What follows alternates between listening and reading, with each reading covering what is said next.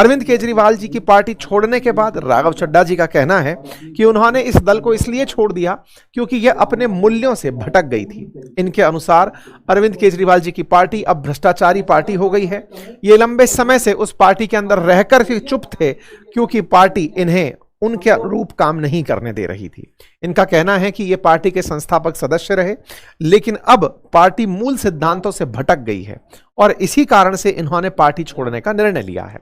हालांकि इनके ऊपर अब दल बदल कानून लगेगा या नहीं, ये तय करेंगे राज्यसभा के सभापति यानी देश के उपराष्ट्रपति, क्योंकि इस कानून के तहत पार्टी के विलय को विलय माना जाए या फिर उन पार्टी के सदस्यों की सदस्यता रद्द कर दी जाए, ये अब उपसभापति राज्यसभा के सभापति जो हमारे देश के उपराष्ट्रपति होते हैं उन पर निर्भर करता है।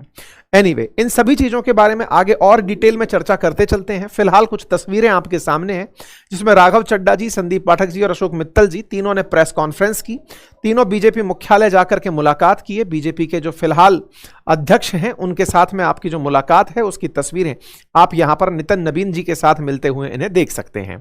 ये कुल 7 सांसद हैं जो आम आदमी पार्टी छोड़कर के आम आदमी पार्टी से निकल करके बीजेपी में शामिल हुए हैं। राघव चड्ढा, संदीप पाठक, विक्रमजीत सिंह साहानी, अशोक कुमार मित्तल, हरभजन सिंह, स्वाति मालीवाल और राजेंद्र गुप्ता। इन 7 सांसदों में से स्वाति मालीवाल दिल्ली को रिप्रेजेंट करती थी। टेक्निकली 2/3 सांसदों का मिलना ही अब सबसे बड़ा कैच पॉइंट है। आम आदमी पार्टी अगर इन 7 सांसदों में से, भाई 7 सांसद हैं अगर, तो टेक्निकली 6.66 जो सांसद हैं वो होने चाहिए पक्ष में राघव चड्ढा जी के, तभी जाकर के इनके विलय को विलय माना जाएगा। अगर आम आदमी पार्टी इन 7 में से किसी एक को भी रोकने में कामयाब हो जाती है तो इन सब का विलय निरस्त हो जाएगा और सबका विलय निरस्त होना इनकी सदस्यता जाने की तरफ संकट खड़े कर देगा। बड़ा ही मार्जिनल मामला है कि इन 7 में से अगर एक भी व्यक्ति रुक गया तो पूरा की पूरा मर्जर जीरो कंसीडर किया जा सकता है। पार्टी मतलब सभापति जो हैं वो इनकी सदस्यता को रद्द कर सकते हैं, बट जब जाकर बीजेपी में मिले हैं और ऐसे में बीजेपी के अंदर फिलहाल जब आप पद पर हैं तो ये सारी की सारी वो समीकरण बन रही हैं जिनके चलते चलते पहले से कहा जा रहा था कि ये उस पार्टी में शामिल हो जाएंगे जिसको ही ये प्लेस कर रहे हैं। और ऐसे में इन पर बहुत लंबे समय से सवाल खड़े हो रहे थे कि राघव बीजेपी ज्वाइन करेंगे। शुरुआत 2 अप्रैल को हुई थी जब राज्यसभा के अंदर मिस्टर चड्ढा को बोलने से रोक दिया गया था। इनको राघव चड्ढा को डेप्यूटी लीडर जो दल के अंदर नेता बने हुए थे उनके पद से हटाया गया था और इनकी जगह अशोक मित्तल को उपनेता बनाया गया था राज्यसभा में। उस दिन से ही तय होने लगा था कि राघव चड्ढा अब इस बात से नाराज होकर के शामिल होंगे। आम आदमी पार्टी ने इनको उतारने का बड़ा रीजन दिया था उपनेता पद से कि साहब आप पार्टी का जो समय मिलता है, कुल आवंटित समय एक छोटे दल होने के कारण राज्यसभा में वो बहुत कम होता है और ऐसे में उपनेता होने के नाते आप सभी सांसदों का समय खा जा रहे हो। और हम जब कहते हैं कि सत्तारूढ़ दल से इन चीजों पर सवाल पूछो, आप उनकी जगह वो मुद्दे उठा रहे हो जो आपकी पर्सनल पीआर में काम आ रहे हैं। भले ही वो देश के मुद्दे हों, देश के लिए हों, लेकिन आपके मुद्दे पार्टी को रिप्रेजेंट नहीं कर रहे। और पार्टी जिस मुद्दे को लेकर अपने स्टेट में इलेक्शन लड़के आई है, पंजाब से आपको नॉमिनेट करके यहां भेजा गया, पंजाब से आपको इलेक्ट करके यहां भेजा गया है, तो आप उन मुद्दों को ना उठा करके वो मुद्दे जो आपको हीरो बना रहे हैं आप उन्हें उठा रहे हो। तो ऐसे में इन्हें उपनेता से हटा दिया गया था और अशोक मित्तल जी को उपनेता बनाया गया था। अब दोनों ही लोग बीजेपी में शामिल हो गए हैं। बड़ी बात यह है कि दोनों की ही एक साथ बीजेपी में मिलने की घटना थी। अशोक मित्तल जी के ऊपर ईडी की रेड की भी चर्चाएं सुनने में आ रही थी। ये लवली प्रोफेशनल यूनिवर्सिटी के उप चांसलर कहे जाते हैं। ऐसे में इनके ऊपर भी चर्चाएं थी कि साहब इनकी ईडी की रेड के 10 दिन के भीतर ही इन्होंने भी अपना मन बना लिया।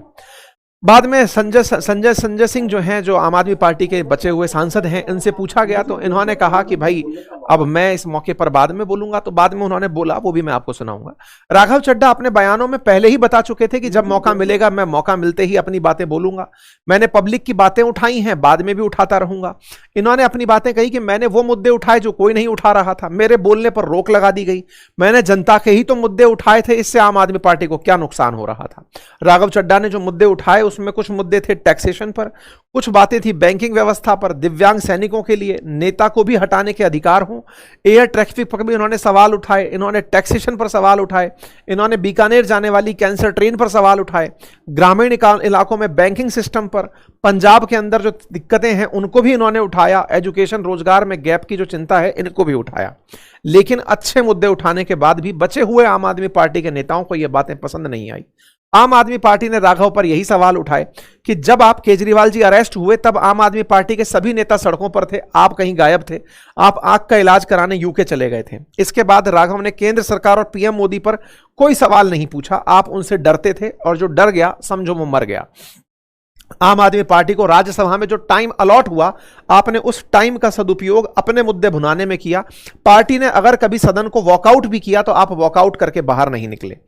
केंद्र ने पंजाब का आरडीएफ फंड रोका हुआ है, आपने उसके बारे में भी कुछ नहीं बोला। आम आदमी पार्टी की तरफ से हुए प्रेस कॉन्फ्रेंस में इस बात को फिर से दोहराया गया कि कोई व्यक्ति ऐसा कैसे कर सकता है। आम आदमी पार्टी के नेता रहे सौरभ भारद्वाज ने भी उनसे यही सवाल पूछा। आतिशी मार्लेनो जी भी यही सवाल पूछा कि भाई जब टीएमसी के महाभियोग की बातें चल रही थी कि टीएमसी के साथ जो हो रहा है, एसआईआर का मुद्दा हो रहा है, या फिर ईसी के इलेक्शन कमीशन के द्वारा जिस तरह की हरकतें की जा रही हैं उस पर जब सब पार्टियां लामबंद हो रही हैं, आप उन पर साइन नहीं कर रहे हैं। इन सब बातों के साथ साथ भगवंत मान जो पंजाब से सीएम हैं वो भी इस बात को बताते हैं कि पंजाबियों को बीजेपी पसंद करती ही नहीं है, पंजाब से जो लोग आते हैं उन्हें हटा देती है। भगवंत मान ने यही बातें कही।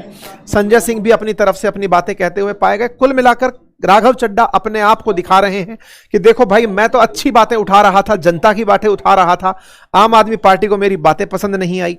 राघव चड्ढा ने पूरी तरह से इस बात को कहा कि मेरे ऊपर जो आरोप लगे हैं वो गलत हैं, मैं पार्टी की ही बातें उठा रहा था, मैं देश के सामने देश के मुद्दे उठा रहा था, लेकिन अब वो पार्टी नेतृत्व को बिगाड़ चुकी है, करप्शन की तरफ जा चुकी है और ऐसे में मुझे बेहतर निकलना यहां से लगा। वही हुआ। इन्होंने अपनी तरफ से वो सारे वीडियोस डाले कि मैंने कब कब ये बताया कि पंजाब के लोगों के लिए बात करनी है। इन्होंने सारे मुद्दे गिनाए कि मैंने कितने मेजर मुद्दे हैं जो अब तक सदन में उठाए।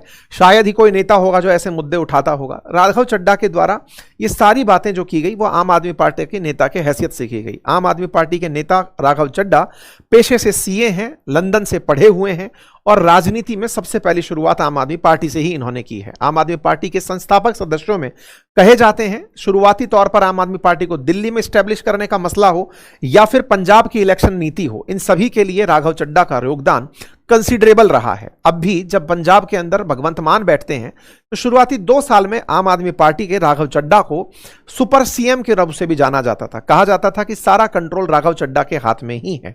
हालांकि धीरे धीरे जब यह बात क्लियर होने लगी कि इनका इंक्लिनेशन भाजपा की तरफ हो रहा है तो पार्टी ने इनसे किनारा करना हल्का हल्का शुरू कर लिया।